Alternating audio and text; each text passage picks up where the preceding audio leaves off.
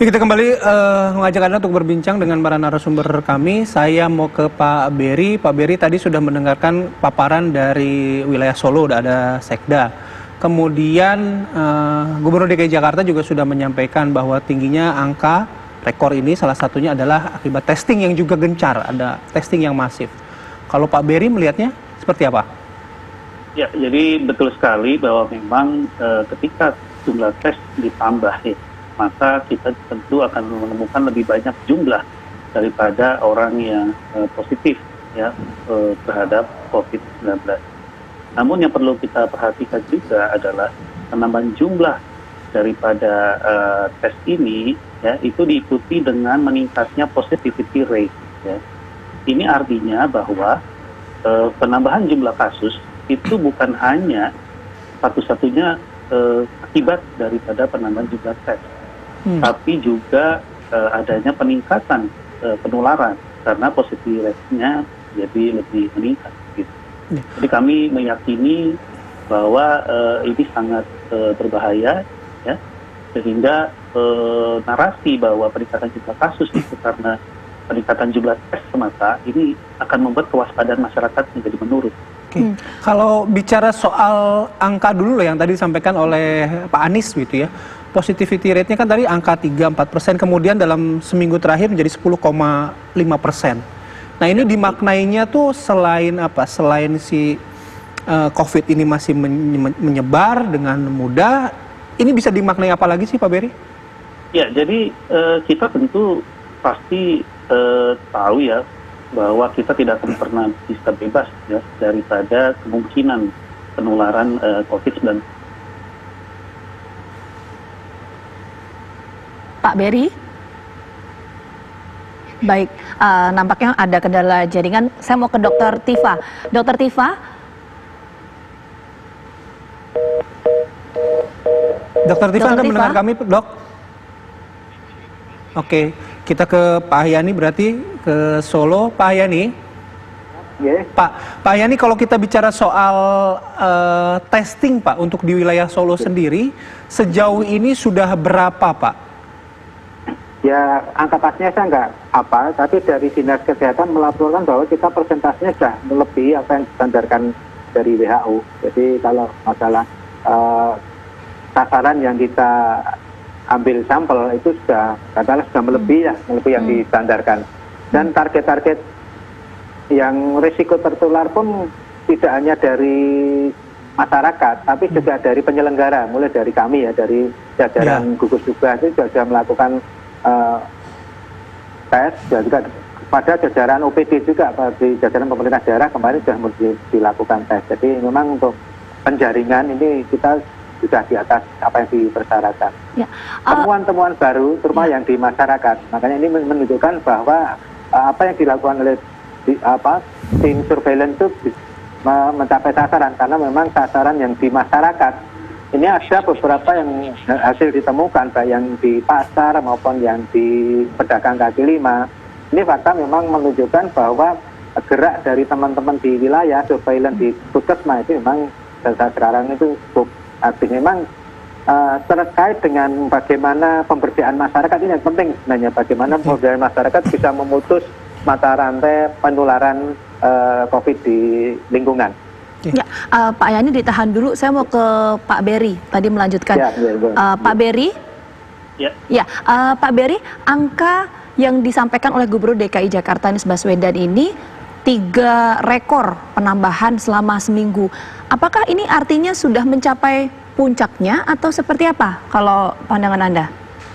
Ya, jadi kami di Indonesian Young Scientist Forum ya juga telah mencoba untuk memprediksi ya, tentang bagaimana tren ya daripada penyebaran COVID-19 ini di Indonesia.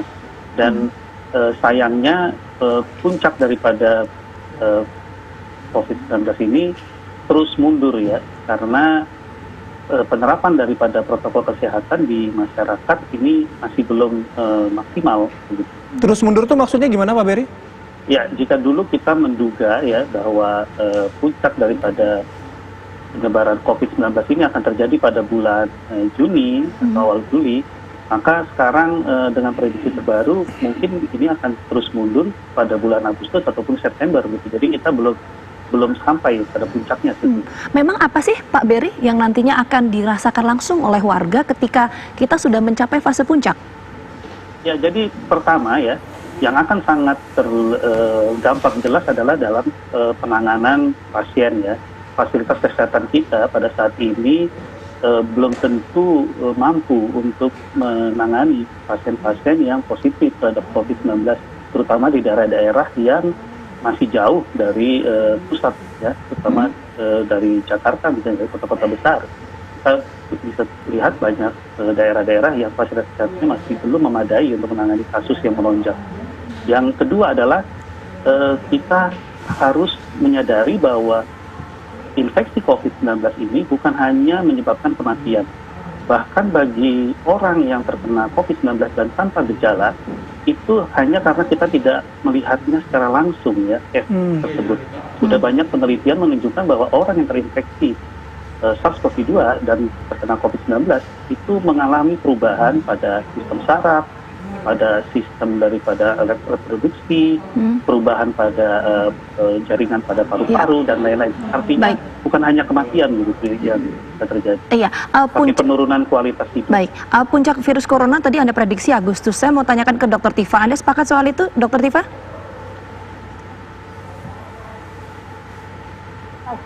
Ya. Kalau menurut pandangan saya, ini atas dasar dari empirical base dan current evidence, menghasilkan prediksi. Ya, ini ilmu saya kan ilmu prediksi. Jadi sebenarnya grafik puncak pertama di Indonesia itu sebenarnya sudah terlampaui. Ya, kalau kita secara teliti mengamati pertama kali terjadi secara officially terjadi di 2 Maret 2020 ya, sampai akhir Juni 2020 itu sebetulnya adalah grafik yang pertama. Ya, tetapi grafik yang pertama itu tidak sempat turun, lalu disusul dengan perkembangan dari grafik yang kedua yang saya sebut sebagai camel hump wave. Dari mana saya bisa memperoleh data ini? Karena memang ada waktu ya di antara tanggal 15 Juni sampai akhir Juni itu terjadi satu kasus yang jumlah kasus yang stagnan secara harian. Ya, itu menunjukkan bahwa di situ ada kuat dugaan itu terjadi puncak grafik. Ya, maka sekali lagi kan saya sebut bahwa angka yang bisa kita buat sebagai simpulan, satu-satunya angka resmi kan angka dari jubir, yang mana itu hanya diperoleh dari sampai dengan hari ini itu hanya diperoleh dari 0,23% dari seluruh penduduk Indonesia. Ya, kemudian yang kedua adalah angka itu didapatkan dari sampel yang tidak random, artinya sampel yang hanya diperoleh dari sampel yang orang yang memeriksakan diri ke rumah sakit maupun yang akhir-akhir ini dilakukan pemeriksaan secara aktif ya, aktif case finding seperti yang tadi Pak Anies sampaikan gitu ya. Itu angka ini sama sekali tidak representatif, sehingga memang kita sulit untuk mengambil satu simpulan. Tapi ada data dari data empiris ya, dari sekian kali pandemi yang terjadi di dunia itu bisa kita buat simpulan sebetulnya. Baik. Gitu. Dok, nanti kita elaborasi lebih lanjut ya. Setelah jeda ya, kami akan kembali setelah jeda berikut ini.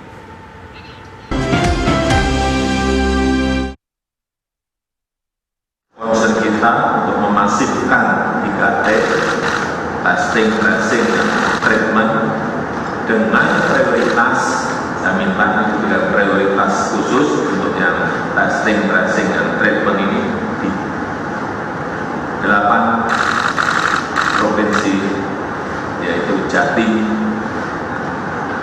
DKI Jakarta, Jabar, Sulsel, Jateng, Sumut, dan Papua.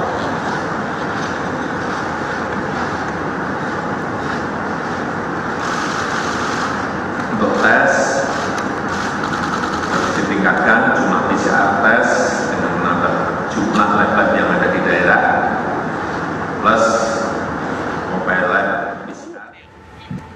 Ya, saya mau langsung lanjut ke Dr. Tifa. Dr. Tifa, tadi dokter mengatakan kalau misalnya Juni sudah puncaknya, tapi ini kemudian ada lagi puncak kedua, kan begitu? Ini diprediksi akan berakhir kapan dan apakah kemudian ini bisa berakhir ketika vaksin ini ditemukan? Ya, jadi data yang saya peroleh dan analisis ini kan berasal dari ada dua sumber ya. Current evidence, artinya data-data yang ada dalam satu kali kasus ini 7 bulan kan, dari Desember sampai Juli ini, dan ditambah dengan empirical base. Data-data pandemi yang terjadi sudah berlangsung sekian lama, hampir kurang lebih 6.000 tahun ya. Itu akan ada variabel-variabel yang kita pakai untuk menghasilkan yang namanya prediksi.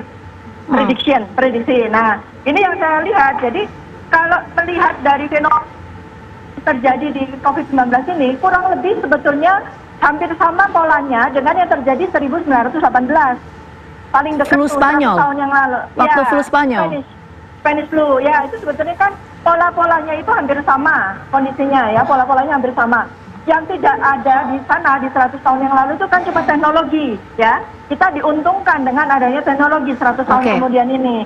Tetapi polanya sama ya, polanya sama. Maka saya sangat kuat argumentasi bahwa dimulai di bulan Juli ini sebenarnya terjadi grafik yang kedua. Di mana puncak ya Dokter Tifa, maaf saya potong dulu dokter. Tadi menarik dokter mengatakan ini polanya sama seperti flu Spanyol. Artinya tidak usah sampai ditemukan vaksin pun ini tetap akan berlanjut dong artinya.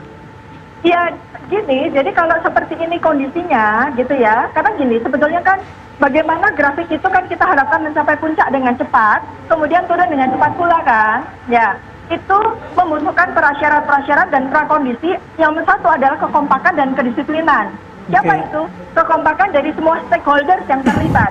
Pemerintah pusat, pemerintah daerah, rakyat, WHO dan semua negara itu kompak, gitu kan? Baik.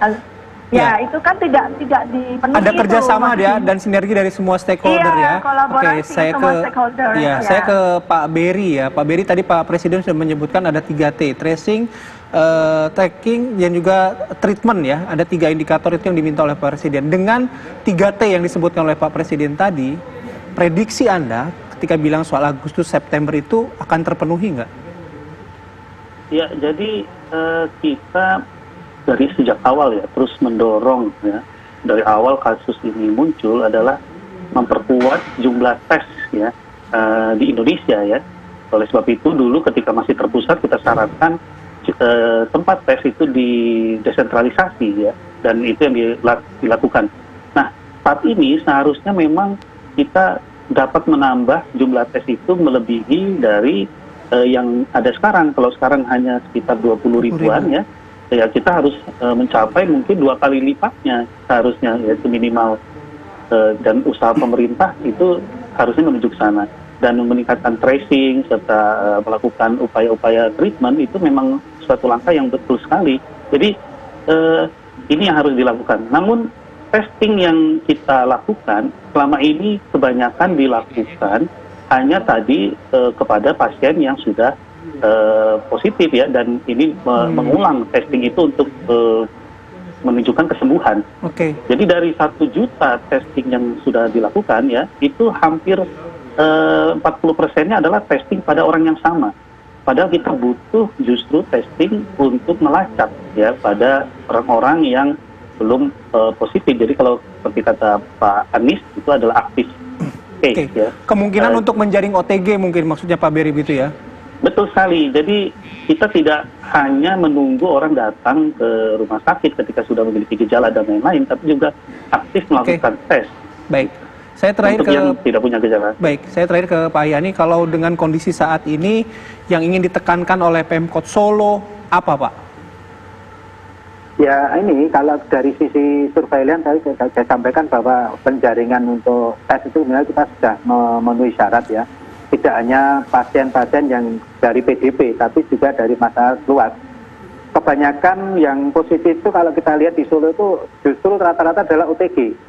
OTG itu kan karena memang aktifnya tes atau swab yang dilakukan kepada masyarakat yang berisiko. Dan kebanyakan memang justru malah dari nakes. Untuk yang kasus meninggal 5 orang, itu 4 orang komorbid. Karena tepatnya yang satu terakhir ini kemarin karena memang mobilitasnya memang sangat tinggi, beliau ada yang aktif di lingkungan sehingga. Nah ini yang kami gerakkan masyarakat ke depan ya, masyarakat harus tetap waspada dan protokol kesehatan harus tetap ditegakkan, dan ini pemerintah akan tetap melakukan tes itu mungkin tidak terjadwal. Jadi mungkin ya lebih aktif lagi di masyarakat. Baik. Begitu, Bu. Baik, terima kasih Pak Yani, Pak Beri juga terima kasih, Dr. Tifa juga terima kasih sudah bergabung bersama kami di Apa Kabar Indonesia Pagi. Selamat beraktivitas, semoga sehat selalu. Ya, terima kasih. Perbincangan ini menjadi akhir perjumpaan kita di Apa Kabar Indonesia Pagi kali ini. Saya Bayu Andrianto. Saya Gina Vita pamit undur diri. Selamat pagi, sampai jumpa.